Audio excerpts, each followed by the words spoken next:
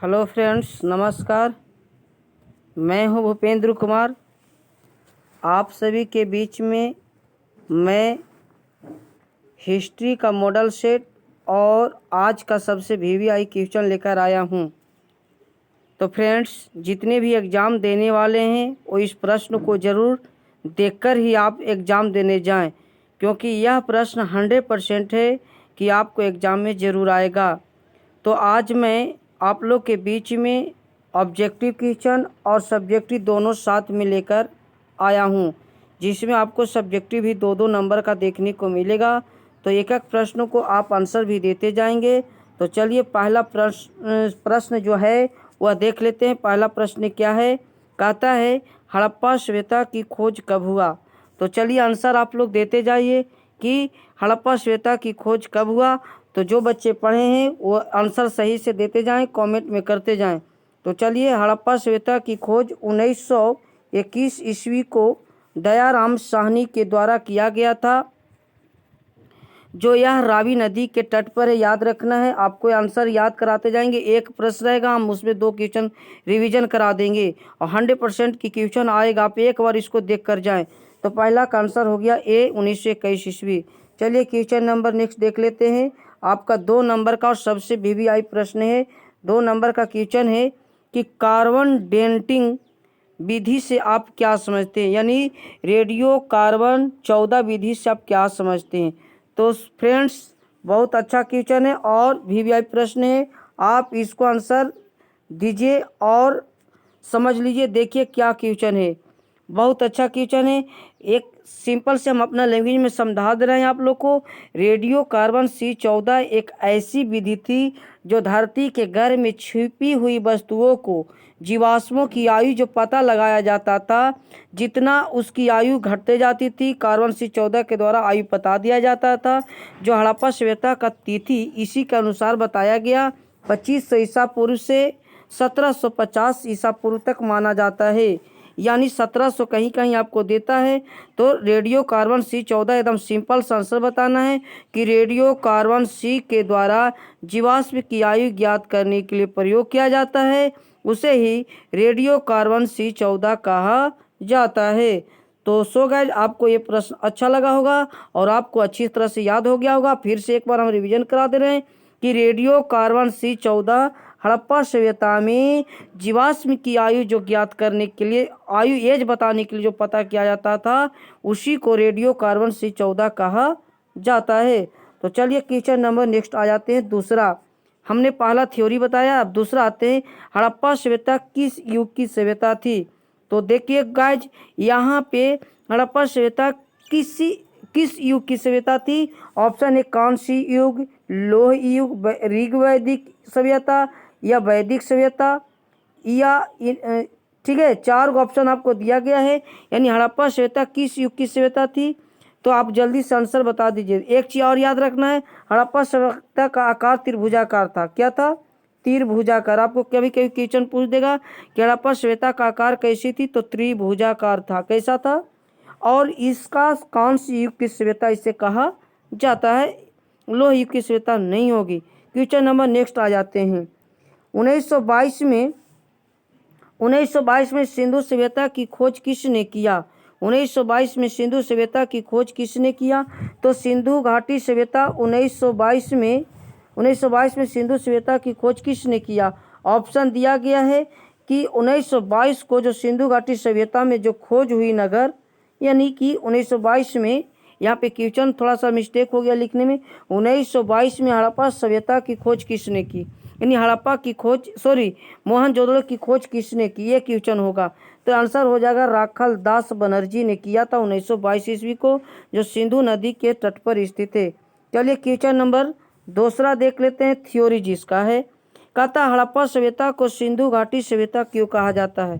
तो फ्रेंड्स, बहुत अच्छा क्वेश्चन और वीवीआई है, इसको याद कर लेना। देख लीजिए, सिंपल है।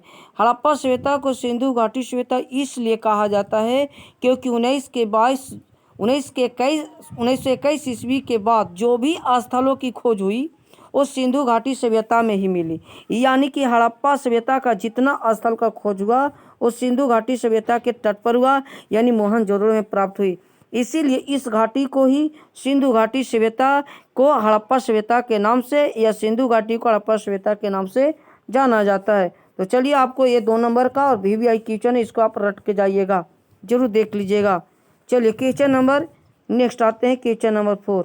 पानीपत का युद्ध कब हुआ था?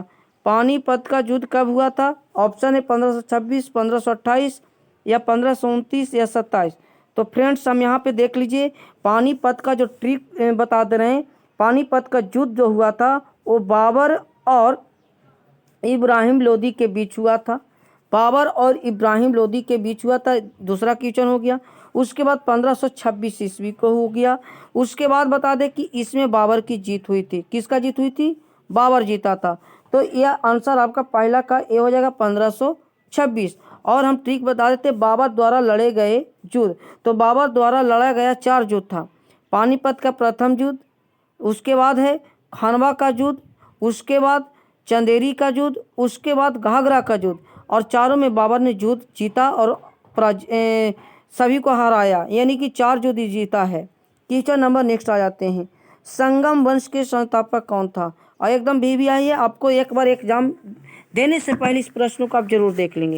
एकदम 100% बता रहे हैं कि आप इस वीडियो को देख कर जाएं, क्योंकि क्वेश्चन आएगा तो आएगा। संगम वंश के संस्थापक कौन था? आंसर बता दीजिए। इसका राइट आंसर हो जाएगा हरिहर और बुक्का। 1336 ईस्वी को संगम वंश की स्थापना हुआ था। हरिहर बुक्का ने अपने पिता के नाम पर किया था और यह कर्नाटक राज्य में स्थित है। याद रखना, कहाँ? कर्नाटक में। Question number next. कालीबंगा का अर्थ क्या होता है? कालीबंगा का अर्थ क्या होता है? तो कालीबंगा का अर्थ होता है काली चूड़ियाँ। आंसर हो जाएगा आपका सी, काली चूड़ियाँ। जो कालीबंगा का खोजकर्ता बीवी लाल और BK थापर थे, याद रखना है। चलिए क्वेश्चन नंबर नेक्स्ट। हड़प्पा सभ्यता के विस्तारों का वर्णन करें। तो हड़प्पा सभ्यता का वर्णन करना है कि किस से किस ओर था।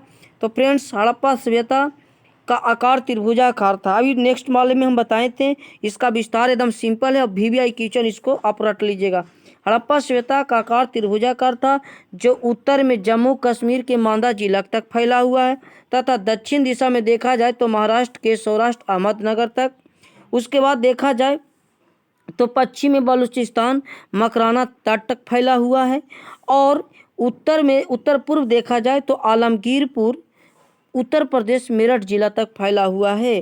जो हड़प्पा सभ्यता का क्षेत्रफल का आकार 13 लाख वर्ग किलोमीटर, याद रखना है 13 लाख वर्ग किलोमीटर है। चलिए क्वेश्चन नंबर नेक्स्ट। एकलव्य कौन था? एकलव्य कौन था? एकलव्य जो था गुरु द्रोण का एक शिष्य था, जो अपने अंगूठे को काट कर दिया था। महाभारत में इसे दिखाता है। महाभारत का युद्ध चला था 18 दिन, याद रखना है।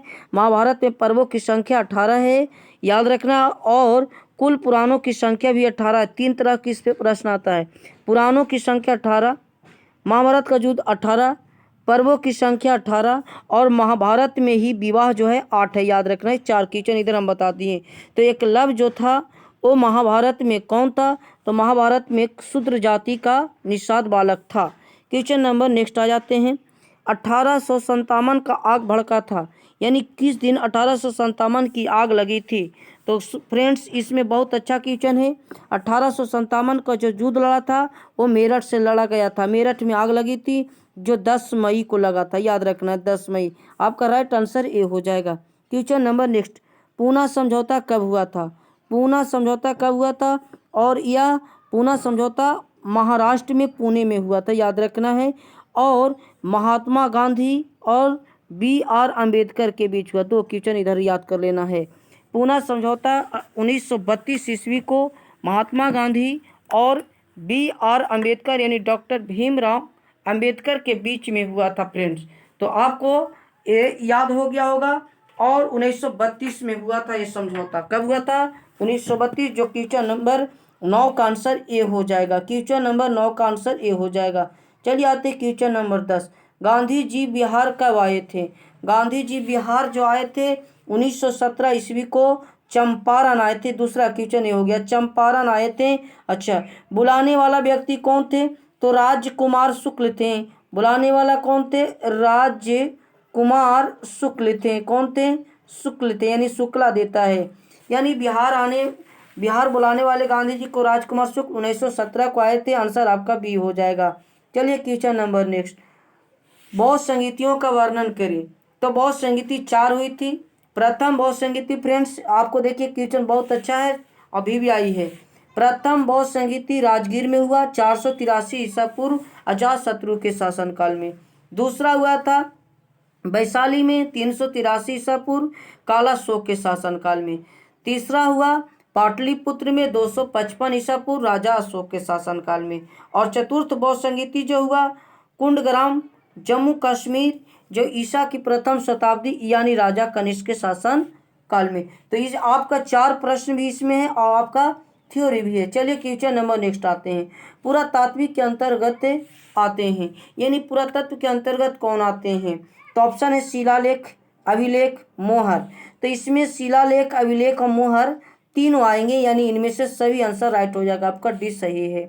अगला है दिल्ली चलो का नारा किसने दिया। दिल्ली चलो का नारा किसने दिया, तो आंसर बता दीजिए जल्दी से, सुभाष चंद्र बोस। आंसर डी हो जाएगा। क्वेश्चन नंबर नेक्स्ट हो जाएगा, मोहनजोदड़ो का अर्थ क्या होता है। मोहनजोदड़ो का अर्थ होता है मंदिर का प्रवेश द्वार। यस, आंसर आपका पहला हो जाएगा, मंदिर का प्रवेश द्वार। आंसर ए हो गया राइट आंसर आपका, मंदिर का प्रवेश द्वार। सॉरी मोहनजोदड़ो का अर्थ होता है ना, राइट आंसर आपका मृतकों का टीला हो जाएगा। थोड़ा सा हम ध्यान दे दिए, यहाँ मंदिर का प्रवेश होता है, गोपुरम का अर्थ होता है मंदिर का प्रवेश द्वार। इसको याद रख लीजिएगा, ये भी क्वेश्चन हम यहाँ पे सोल्व करा दिए। चलिए क्वेश्चन नंबर नेक्स्ट 14, डांडी किस राज्य में है। डांडी किस राज्य में है, ऑप्शन दिया गया महाराष्ट्र, कर्नाटक, गुजरात, राजस्थान। तो इसका आंसर आपका सी राइट आंसर हो जाएगा, डांडी गुजरात राज्य में है। आंसर सी हो जाएगा। हड़प्पा सभ्यता के पतन के कारण क्या थे। तो फ्रेंड्स ये आपका एक तरह से थ्योरी भी है और एक तरह से ऑब्जेक्टिव भी है। इसको याद रखना, विदेशियों का आक्रमण, प्राकृतिक कारण, मानवीय कारण, इनमें से सभी। आपका राइट आंसर डी हो जाएगा।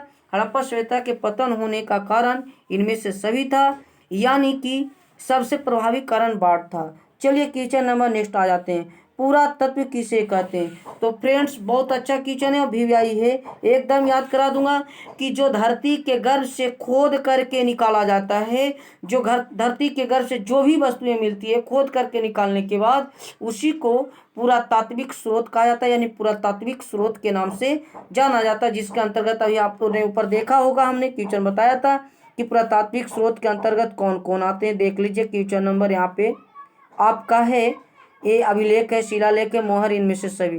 तो चलिए यहाँ पे पुरातत्व समझ में आ गया होगा कि जो धरती के गर्भ से छिपी हुई वस्तुओं को निकालकर जानकारी प्राप्त करता है उसी को पुरातात्विक स्रोत कहा जाता है। चलिए फ्रेंड्स आते हैं क्वेश्चन नंबर नेक्स्ट, त्रिपिटक का संबंध किस धर्म से है। जैन धर्म, बौद्ध धर्म, सिख धर्म, इनमें से सभी। तो राइट आंसर 16 का आपका हो जाएगा बी, बौद्ध धर्म। बहुत अच्छा क्वेश्चन, आप लोग बहुत अच्छे से जवाब दे रहे हैं और कमेंट में जरूर आप लोग आंसर ये कर दीजिएगा कि सर हमारा इतना आंसर सही हुआ है। और वीडियो को अंत तक देखिए, जो मेरे चैनल पर नए हैं वो वीडियो को जरूर लाइक और सब्सक्राइब जरूर कर देंगे। तो फ्रेंड्स आप लोग अगर हेल्प करते हैं तो मैं आप लोगों को बहुत हेल्प करूंगा। तो चलिए आते हैं क्वेश्चन नंबर नेक्स्ट, अंग महाजनपद की राजधानी कहाँ थी। तो देखिए यहाँ पे अंग महाजनपद की राजधानी यानी 16 महाजनपद था। एक नंबर आ हो गया। महाजनपदों की संख्या कुल 16 थे, महाजनपद कुल 16 थे, जिसमें से सबसे शक्तिशाली बात करें तो मगध था। सबसे शक्तिशाली मगध था।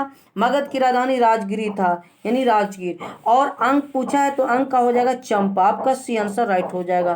क्वेश्चन नंबर नेक्स्ट आ जाते हैं, हड़प्पा सभ्यता के किस स्थल से स्त्री के गर्भ से पौधा निकलते दिखलाया गया है। तो फ्रेंड्स बहुत अच्छा क्वेश्चन है, हड़प्पा सभ्यता के किस स्थल से स्त्री के गर्भ से पौधे निकलते दिखाया गया है। ऑप्शन है कालीबंगा से, मोहनजोदड़ो से, राखी गढ़ होना चाहिए, यहाँ पे टाइपिंग में गलती है फ्रेंड्स, लोथल से। तो इसका आंसर हो जाएगा राइट आंसर आपका बी, यानी मोहनजोदड़ो से। बी आंसर सही हो जाएगा। क्वेश्चन नंबर नेक्स्ट आ जाते हैं, फतेहपुर सीकरी को राजधानी किसने बनाया था। फतेहपुर सीकरी को राजधानी किसने बनाया था। तो इसका राइट आंसर आपका सी हो जाएगा अकबर। उसके बाद आते हैं क्वेश्चन नंबर अगला, जैन धर्म के उपदेश बताएं। तो जैन धर्म के उपदेश निम्न थे, पहला सत्य है, अहिंसा है ना, अपरिग्रह है, अस्तेय है और ब्रह्मचर्य है। जो महावीर स्वामी ने 5वां सिद्धांत को जोड़ा था, भी क्वेश्चन आपको पूछता है। क्वेश्चन नंबर नेक्स्ट आ जाते हैं, मुगल वंश के संस्थापक कौन थे। तो मुगल वंश के संस्थापक कौन थे, जल्दी से इसका आंसर बता दीजिए। और यह प्रश्न जो जरूर आप देख कर जाए, एकदम 100% कि आपके एग्जाम में आएगा। मुगल वंश के संस्थापक कौन थे? तो बाबर थे। कौन थे? बाबर थे, जो 1526 ईस्वी को स्थापना किया था। बाबर की मृत्यु 48 वर्ष में हो गया था 1530 को, याद रखना है। क्वेश्चन नंबर नेक्स्ट आ जाते हैं। मंदिर का प्रवेश द्वार क्या कहलाता है? तो फ्रेंड्स अभी तुरंत बताए थे, इसका अर्थ होता है गोपुरम, यानी आंसर आपका 20 सही हो जाएगा। क्वेश्चन नंबर नेक्स्ट आ जाते हैं। हुमायूं नामा के लेखक कौन है? हुमायूं नामा के लेखक कौन है? जल्दी से आंसर बता दीजिए फ्रेंड। हुमायूं नामा के लेखक कौन है? तो हुमायूं नामा के लेखक हुमायूं की बहन थी, जिसका नाम था गुलबदन बेगम। आंसर सी आपका सही हो जाएगा। अगला आ जाता है क्वेश्चन नंबर नेक्स्ट। अर्थशास्त्र पर संक्षिप्त में टिप्पणी देना है। तो फ्रेंड्स बहुत अच्छा क्वेश्चन है, वीवीआई है, आपको एकदम रट के जाना है इसको। वीवीआई क्वेश्चन है। अर्थशास्त्र के लेखक कौटिल्य, चाणक्य यानी विष्णुगुप्त थे। इनका 3 नाम था। अर्थशास्त्र के लेखक कौटिल्य भी कर सकते, इनको विष्णुगुप्त कर सकते हो या चाणक्य कर सकते हो। तो अर्थशास्त्र के लेखक चाणक्य, कौटिल्य या विष्णुगुप्त हो। जो यह पुस्तक राजनीतिक पर आधारित था और इसमें मौर्य साम्राज्य के इतिहासों का वर्णन किया गया है। जो यह पुस्तक भारत में 1909 ईस्वी को प्रकाशित किया गया, जो 15 अधिकरण और 180 प्रकरण में विभक्त था और चंद्रगुप्त मौर्य के इतिहासों का वर्णन करता है। जिसे अर्थशास्त्र पर टिप्पणी आपको हमेशा पूछता है और वीवीआई क्वेश्चन है, इतना याद रखना है आपको। 2 नंबर का एकदम आवेगा प्रश्न बच्चों।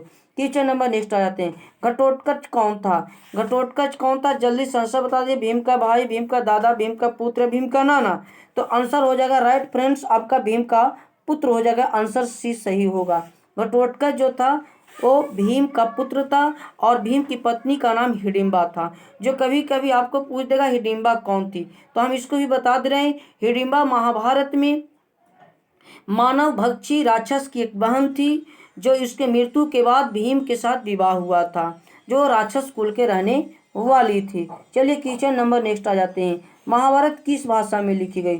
तो फ्रेंड बहुत अच्छा क्वेश्चन, आप सभी को याद होगा कि संस्कृत में लिखा गया है। क्वेश्चन नंबर नेक्स्ट आ जाते हैं। कलिंग युद्ध कौन लड़ा था? और बहुत अच्छा क्वेश्चन है, कलिंग युद्ध कौन लड़ा था? तो राजा अशोक ने कलिंग युद्ध लड़ा था, यानी आंसर आपका सी हो जाएगा। कलिंग युद्ध 261 ईसा पूर्व में लड़ा गया था। एक चीज याद रखना है, जिसमें राजा अशोक ने जीता था और इसी युद्ध के बाद राजा अशोक का हृदय परिवर्तन हुआ था। जो कलिंग युद्ध का वर्णन 13वें अभिलेखों में वर्णन है। क्वेश्चन पूछता है कि 13वें कौन से अभिलेख में कलिंग युद्ध का वर्णन है? तो 13वें। अगला आता है, एशिया का रोशनी किसे कहा जाता है? तो महात्मा गांधी, महावीर स्वामी, डॉक्टर राजेंद्र प्रसाद या गौतम बुद्ध। तो फ्रेंड्स आंसर आपका डी सही आंसर हो जाएगा। गौतम बुद्ध को एशिया का रोशनी कहा जाता है। रामकृष्ण मिशन के संस्थापक कौन थे? जल्दी से इसका आंसर बता दीजिए। रामकृष्ण मिशन के संस्थापक कौन थे? आंसर इसका राइट आंसर हो जाएगा ए, रामकृष्ण परमहंस। अगला आ जाते हैं क्वेश्चन नंबर नेक्स्ट। अगला आ जाते हैं, इब्न बतूता कौन था? तो फ्रेंड्स इब्न बतूता मोरक्को देश का रहने वाला था। वह भारत 1333 ईस्वी को मोहम्मद बिन तुगलक के समय भारत आया था। जो उसे और उसकी चतुराई को देखकर मोहम्मद बिन तुगलक ने दिल्ली का काजी नियुक्त किया था और वह बहुत बुद्धिमान व्यक्ति था। जो इसने एक पुस्तक भी लिखा था, रिहला नामक पुस्तक। चलिए फ्रेंड्स क्वेश्चन नंबर नेक्स्ट आ जाते हैं। क्वेश्चन नंबर नेक्स्ट आ जाते हैं, इब्न बतूता किस देश का निवासी था? तो फ्रेंड्स इसका आंसर आप खुद बताइएगा, अभी हमने समझाया था, इसका आंसर आप खुद कमेंट पे करके दीजिएगा। हड़प्पा सभ्यता किन 2 देशों का प्रमुख नगर है? बहुत अच्छा क्वेश्चन है, यानी हड़प्पा सभ्यता जो बसल था वो किस देश में था? भारत श्रीलंका, भारत पाकिस्तान, पाकिस्तान नेपाल या नेपाल भारत। तो इसका राइट आंसर हो जाएगा भारत और पाकिस्तान, आंसर भी हो जाएगा। क्वेश्चन नंबर नेक्स्ट, भारतीय पुरातत्व का पिता किन्हें कहा जाता है? तो फ्रेंड्स ये भी क्वेश्चन आपका पूछता है, भारतीय पुरातत्व का पिता किन्हें कहा जाता है? तो आंसर हो जाएगा सी, अलेक्जेंडर कनिंघम को, जिन्होंने 1875 में हड़प्पा सभ्यता की खोज की थी। भी वही क्वेश्चन है और ये पेशे से एक इंजीनियर थे। चलिए क्वेश्चन नंबर नेक्स्ट, अलबरूनी पर संक्षिप्त में टिप्पणी देना है। आप लोग इसको अपने से अलबरूनी पर संक्षिप्त में टिप्पणी दें, लेकिन यहाँ पे हम बता दे रहे हैं आप लोग को, दम आसानी से याद हो जाएगा। अलबरूनी पर संक्षिप्त में टिप्पणी दे, तो अलबरूनी महमूद गजनवी के साथ भारत आया था, जो 917 ईस्वी को भारत पहुंचा था। यह अलबरूनी गजनी के समय भारत आया और यहाँ रह करके अनेक वर्षों तक रह करके उसके दरबार में अनेक पुस्तकों को लिखा। किसने? अलबरूनी ने। जो अलबरूनी ने किताब उल हिंद की भी रचना कर डाली। तो फ्रेंड्स आप छोटा सा आंसर इसको देना, ज़्यादा बड़ा देना नहीं है। आते हैं question number next. Question number next है कनिंघम का पेशा क्या था। अभी जस्ट इसका भी हम बात कर चुके हैं, इसका आप आंसर कमेंट में जरूर करेंगे। क्वेश्चन नंबर नेक्स्ट है 32 हड़प्पा कहाँ है। चलिए यहाँ पे हड़प्पा कहाँ है, जल्दी से आंसर बता दीजिए। हड़प्पा कहाँ है, ऑप्शन एक ही यहाँ पे दिया गया है, हड़प्पा कहाँ है, तो आंसर हो जाएगा हड़प्पा भारत में है। ऑप्शन एक ही का आंसर अभी तुरंत इसका बताए थे। हड़प्पा भारत और पाकिस्तान दोनों के क्षेत्र में आता है। चलिए क्वेश्चन नंबर नेक्स्ट आ जाते हैं। मनके किन किन आकार के बनाए जाते थे। तो फ्रेंड्स आंसर है गोलाकार, आयताकार, चंद्राकार, इनमें से सभी। तो मनके जो बनाए जाते थे वो गोलाकार, लंबाकार और चौड़ाकार सभी आयताकार के रूप में बनाए जाते थे, इनमें सभी हो जाएगा। एक चीज और याद रखना है, क्वेश्चन आपका 2 नंबर का दे देगा। मन के किन किन पदार्थ से बनाए जाते थे। तो मन के सोने, चांदी, पत्थर, मिट्टी इत्यादि को आपस में घसीट कर, लगड़ कर, आपस में जोड़कर, एक दूसरे को जोड़कर जो बनाया जाता था उसे मनके कहा जाता था। जो यह मनके बनाने का केंद्र चनहुदड़ों से प्राप्त हुई थी। Friends question number next. पुर्तगालियों ने गोवा पर अधिकार कब किया था। पुर्तगालियों ने गोवा पर अधिकार कब किया था। 1510 ईस्वी। आंसर सी राइट हो जाएगा। Question number 35। महात्मा गांधी दक्षिण अफ्रीका से भारत वापस कब लौटे थे। जल्दी से इसका आंसर बता दीजिए। बहुत अच्छा क्वेश्चन है। महात्मा गांधी दक्षिण अफ्रीका से भारत कब आए थे। जब उन्होंने दक्षिण अफ्रीका में पहली बार सत्याग्रह का प्रयोग किया 1915 ईस्वी राइट आंसर हो जाएगा। और आने के बाद इसे 1916 में बनारस हिंदू विश्वविद्यालय की जब स्थापना हुई तो उस समय इन्हें भी बुलाया गया था और इसने साबरमती आश्रम की भी स्थापना 1916 में किया था। याद रखना है फ्रेंड, बहुत वीवीआई क्वेश्चन है। अगला है चंपारण स्थित है। तो फ्रेंड्स अभी इसके पहले हम जस्ट इसकी चर्चा कर चुके हैं, इसका भी आंसर आप कमेंट में जरूर करेंगे। कमेंट में आंसर जरूर करेंगे। चोरी चौरा कांड कब हुआ था। तो इसका आंसर आपका 5 फरवरी 1922। चौरा चोरी कांड 5 फरवरी 1921। यहाँ पे ऑप्शन मिस्टेक हो गया है ना। चलिए आपका इसका भी कमेंट में आप आंसर कर दीजिए। चलिए भारतीय राष्ट्रीय कांग्रेस की स्थापना कब हुई थी। तो भारतीय राष्ट्रीय कांग्रेस की स्थापना कब हुई थी। 1885 में हुआ था। 1885 में हुआ था इसका। और इसके संस्थापक व्योमेश चंद भारतीय राष्ट्रीय कांग्रेस प्रथम अध्यक्ष व्योमेश चंद बनर्जी थे और इसके संस्थापक एओ हुम थे। अगला क्वेश्चन है क्रांतिकारी के दमन के बाद कौन क्रांतिकारी नेपाल भाग गए थे। तो आंसर जल्दी से दीजिए। नाना साहब, बेगम हजरत महल या इनमें से दोनों। तो फ्रेंड्स 39 का राइट आंसर हो जाएगा सी, दोनों जो नेपाल चले गए थे। 1857 के विद्रोह के समय मुगल सम्राट कौन था। तो आंसर हो जाएगा बहादुर शाह द्वितीय था। आंसर सी हो जाएगा यानी 3। क्वेश्चन नंबर नेक्स्ट आ जाते हैं। लखनऊ में 1857 के विद्रोह का संचालन किसने किया था। तो लखनऊ का संचालन किसने किया था। लखनऊ से कौन थे। तो बेगम हजरत महल थी। यानी आंसर नंबर आपका 4 हो जाएगा। आंसर आपका 4 हो जाएगा। क्वेश्चन नंबर नेक्स्ट आ जाते हैं 42। भारत की राजधानी कोलकाता से दिल्ली कब स्थानांतरित कर दिया। फ्रेंड्स बहुत अच्छा क्वेश्चन भी आई है। तो भारत की राजधानी पहले कोलकाता थी और उसके बाद दिल्ली 1911 ईस्वी को लेकर चला गया, यानी 1911 में चला गया था। अगला आते हैं भारत में डाक टिकट किस गवर्नर ने जारी किया था। तो भारत में डाक टिकट और रेल भी चला था उसी के शासन में। आप लोग को इतना याद हो गया होगा। तो रेल चला था किसके, डलहौजी में। डाक टिकट किसके, डलहौजी में। चलिए याद हो गया। Question number next. डलहौजी ने विधवा विवाह को मान्यता कब दिया। तो इसका राइट आंसर बता दीजिए कि डलहौजी ने विधवा विवाह का मान्यता कब किया। डलहौजी जो था 1848 से शासन जो किया 1848 से 56 तक किया है। तो जल्दी से विधवा विवाह अधिनियम कब किया। तो आंसर 1855 में किया। राइट आंसर आपका सी यानी 3 हो जाएगा। Question number next. Bahadur Shah Zafar को देश से निकाल कर कहाँ भेज दिया गया था। तो इसे रंगून म्यांमार में भेज दिया गया था। फ्रेंड 2 आंसर सही हो जाएगा। भारतीय स्वतंत्रता अधिनियम कब बना था। यानी भारतीय स्वतंत्रता अधिनियम कब पारित हुआ था। जल्दी से इसका आंसर बता दीजिए। भारतीय स्वतंत्रता अधिनियम कब बना, यानी आंसर राइट इसका स्वतंत्रता अधिनियम 15 अगस्त 1947। आंसर सी हो जाएगा। यानी स्वतंत्रता दिवस मनाया जाता है। भारत का लौह पुरुष किसे कहा जाता है। फ्रेंड्स भारत का लौह पुरुष किसे कहा जाता है। तो आंसर हो जाएगा सरदार वल्लभ भाई पटेल। आंसर सी यानी 3 हो जाएगा। Question number next. करो या मरो का नारा किसने दिया। करो या मरो का नारा किसने दिया। तो राइट आंसर इसका हो जाएगा महात्मा गांधी ने। आंसर 1 हो जाएगा। क्वेश्चन नंबर नेक्स्ट आ जाते हैं। राज तरंगिणी के लेखक कौन है। राज तरंगिणी के लेखक कौन है। तो राज तरंगिणी के लेखक कल्हण है। आंसर आपका 4 हो जाएगा। यानी डी आंसर सही है। क्वेश्चन नंबर 50, तीन कटिया प्रणाली किससे संबंध है? तीन कटिया प्रणाली फ्रेंड्स आपका नील की खेती से संबंध था, नील की खेती करने के लिए बात किया था। चलिए क्वेश्चन नंबर नेक्स्ट है और उसके बाद 2 क्वेश्चन और मिलेगा। 53 क्वेश्चन ही सेट किए हैं फ्रेंड्स। और वीडियो अगर अच्छा लगा हो तो वीडियो को लाइक और शेयर जरूर कर देंगे। क्वेश्चन नंबर 1 है, जैन धर्म के 24वें तीर्थंकर कौन थे? तो राइट आंसर इसका आपका हो जाएगा बी यानी महावीर स्वामी, यानी 2 आंसर सही है। क्वेश्चन नंबर नेक्स्ट, अभी इसको पहले हम चर्चा कर चुके हैं, इसको आप लोग खुद आंसर बताएंगे, अभी खुद हम चर्चा कर चुके हैं। मुंडा विद्रोह का नेता कौन थे? तो फ्रेंड्स वीडियो अगर अच्छा लगा हो तो वीडियो को लाइक एंड शेयर जरूर कर देंगे। और यह लास्ट प्रश्न है कि मुंडा विद्रोह का नेता कौन थे? तो इसका राइट आंसर आपका बिरसा मुंडा है। और इस वीडियो को देख कर जाएं, एकदम गारंटी करें कि आपको 10 से 20 नंबर नहीं आया तो कहना हमें कमेंट में जरूर करना कि सर 10 से 20 नंबर नहीं आया। 100% है कि 10 से 20 नंबर आएगा ही आएगा। तो फ्रेंड्स थैंक यू, आप सभी को एग्जाम अच्छा जाए और मैं आप लोग को बहुत आशीर्वाद देना चाहता हूं कि आप सभी अच्छे रिजल्ट और अच्छे अंक से पास करें। थैंक यू, धन्यवाद।